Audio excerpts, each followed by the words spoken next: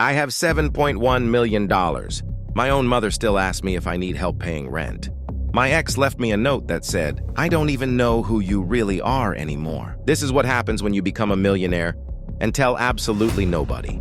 Level 1, the number. You're sitting in your car outside a Walgreens. It's 11:47 p.m. You refresh your portfolio app one more time. 1,340. You stare at it.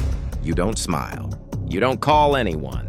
You just sit there, engine off, hands on the wheel. 3 years ago, you were making $19 an hour at a warehouse in Ohio, stacking pallets, 12-hour shifts, a manager who didn't know your last name. Now you're a millionaire, and not a single person in your life knows. Not your mother, not your girlfriend, not your best friend who still thinks you're behind on rent. You drive home. You sleep in the same twin bed you've had since college. Because the moment people know, everything changes. You're not ready for everything to change. Level 2, the lie you live in. You wake up at 6 a.m. the next morning. Same gray hoodie, same beat-up Civic.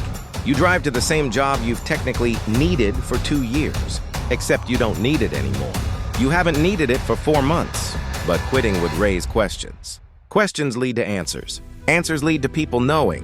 So you clock in, you scan barcodes for 8 hours. Your manager complains about quarterly numbers. You nod.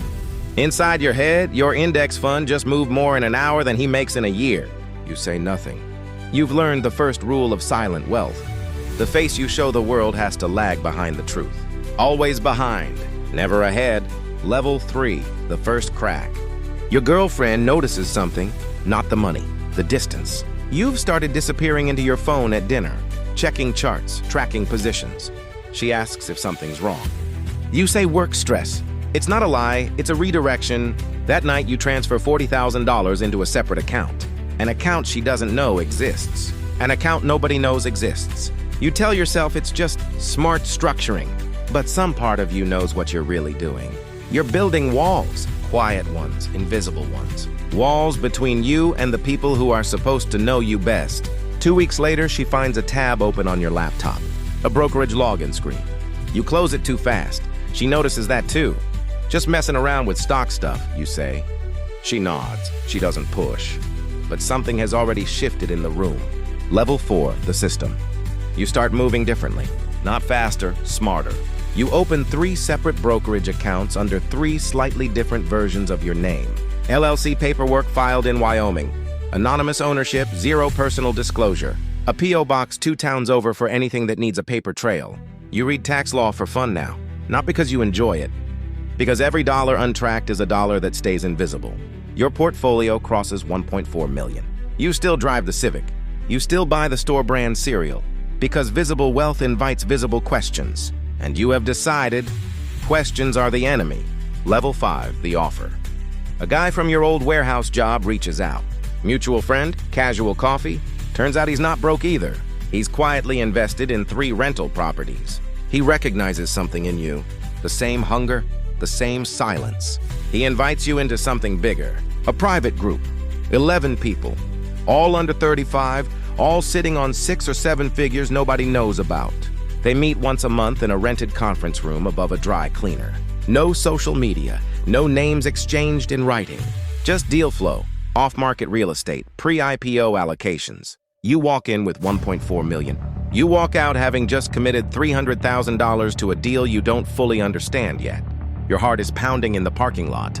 This isn't index funds anymore. This is the deep end. Level 6, the wait. The deal works.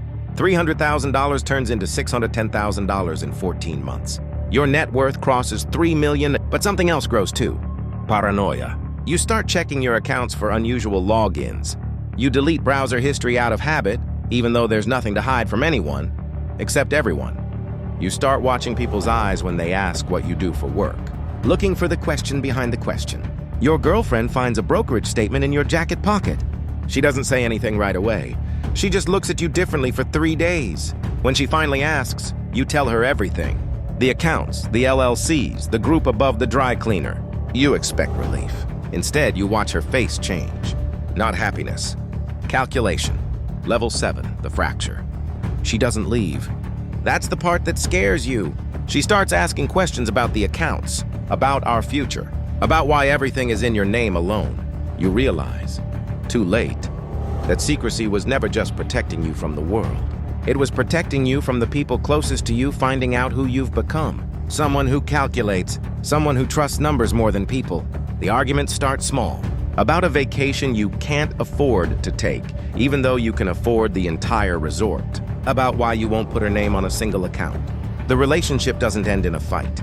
It ends in silence. She moves out on a Tuesday while you're at work. You come home to half-empty closets and a note that says, "I don't even know who you really are anymore." You read it twice. Then you check your portfolio. 3.2 million. It doesn't feel like anything. Level 8. The Empire. You stop pretending to need the warehouse job. You quit, quietly. No announcement. Your net worth crosses 6 million within 2 years. Real estate. Private equity. A stake in a logistics startup through the dry cleaner group.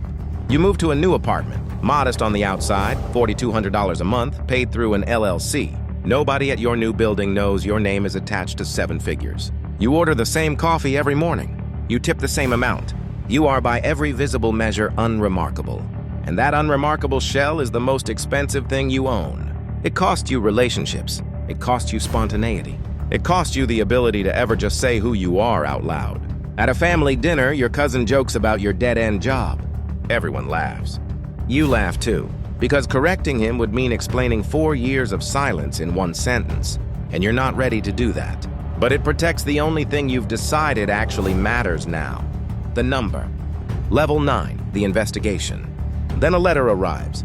Not from the IRS, worse. A state regulator flags one of the dry cleaner group's deals as an unregistered securities offering. 11 names get pulled into review. Yours is one of them. You spend $60,000 on legal fees in 3 weeks. You spend nights rereading old LLC paperwork, looking for mistakes you might have made 2 years ago. You stop sleeping properly. You start imagining headlines with your real name in them. The fear isn't losing money. The fear is exposure. Everyone finding out at once, your family, your ex, your old co-workers, exactly how much you hid and for how long. The investigation eventually closes with no charges. You're cleared.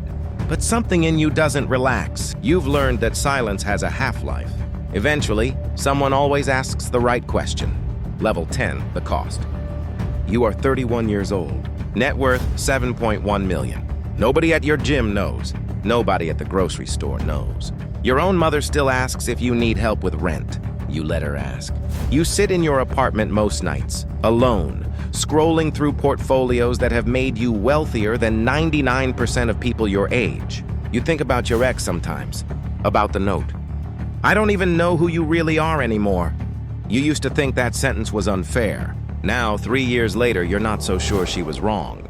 You built an empire designed to be invisible, and somewhere in the construction, you disappeared right along with it. The money is real.